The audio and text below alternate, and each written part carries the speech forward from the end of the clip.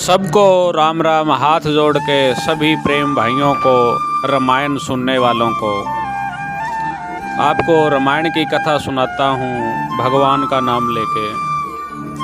जब भगवान राम लक्ष्मण सीता चित्रकूट में रहे, कुछ समय तक वहाँ रहे और माता सीता को रावण उठा करके ले जाते हैं। पहले रावण का षड्यंत्र देखिए। इतना विद्वान होने के बाद भी सीता को उठा नहीं पाए। उन्होंने अपने मामा मारीच को सोने का मृग बना करके भेजा और माता सीता उस मृग के स्वर्ण को देख करके मोहित हो गई। और भगवान देखो, जब कहते हैं ना औरत की बातों में जब इंसान आ जाए, भगवान को देखिए उनकी बातों में आके सोने का हिरन देख करके उसको मारने के लिए पीछे दौड़े। अब भगवान की लीला कहें या औरत का मोह कहें। और जैसे ही पीछे पीछे भागे, काफी दूर जा चुके थे और राम भगवान लक्ष्मण को ये कह के आए थे, लक्ष्मण तुम अपनी भाभी के पास रहना, तुम जंगल में इन्हें अकेला मत छोड़ना। और इतनी बात कह के भगवान तो चले गए थे मृग के पीछे पीछे दौड़ते गए। वो दूर ले जा करके जैसे ही भगवान ने उसको तीर मारा तो देखा तो वो एक राक्षस निकला। और उस राक्षस का षड्यंत्र देखो, भैया भैया पुकारने लगे। जो ही भैया भैया करने लगे तो वो आवाज़ जंगल में गूंजती हुई माता सीता के कानों में पड़ी।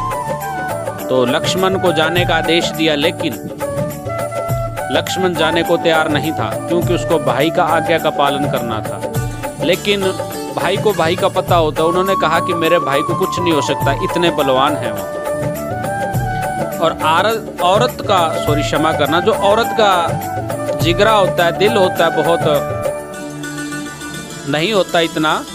उन्होंने कहा कि नहीं, आपको जाना ही पड़ेगा।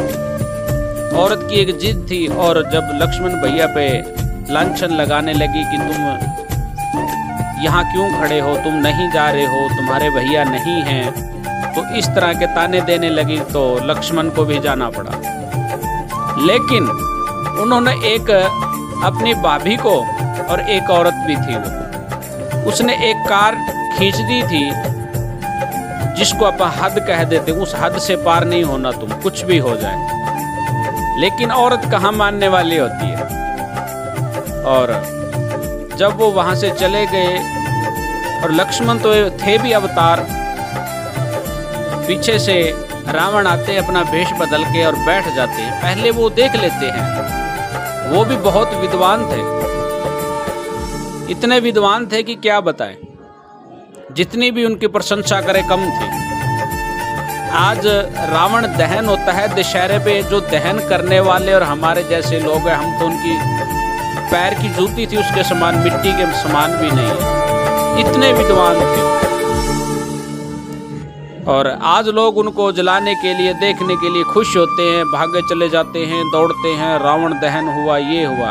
अरे भाई, वो भगवान से कम नहीं थे, बहुत विद्वान थे वो, बहुत विद्वान थे वो। और लेकिन जब वो सीता को कहते हैं कि आप हमें भिक्षा डालिए, लेकिन सीता मना कर देती है। और वो निराश होके कहता है कि मैं श्राप दे के तुम्हें चला जाऊंगा, तुम्हारे पति को। और वो उनकी बातों में आकर के अपनी हद को पार कर जाती है और रावण उसको उठा के ले जाते हैं। ये सभी माताओं बहनों के लिए एक सीमा और एक हद होती है। कुछ भी हो जाए, हद और सीमा पार नहीं, लिमिट। तो यहीं से हमें रामायण से बहुत प्रेरणा और बहुत ज्ञान मिलता है हमें घर गृहस्थी और संसार में रहने के लिए।